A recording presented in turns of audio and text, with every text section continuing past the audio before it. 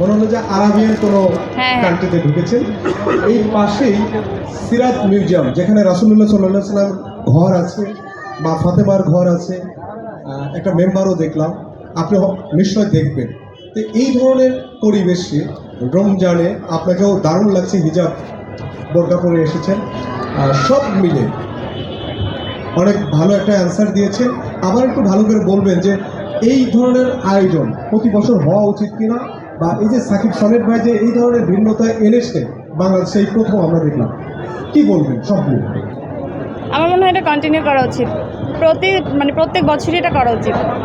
সব থেকে বেশি ভালো লেগেছে যে একদম দুপুর 3টা থেকে রাত 3টা, এটা অনেক অনেক আমার মনে হয় সবার জন্য হেল্পফুল হলো, যে সবাই সমস্ত কাজবাজ ছেড়ে শেষ করে এসে এখানে আসলে শপিংয়ে সময় করে একদম। আর রমজানে তো সবাই মনে হয় যে একটু রাত জাগি, তো ওই সময়টা আসলে পেয়ে যায়। ইনশাল্লাহ আসবো।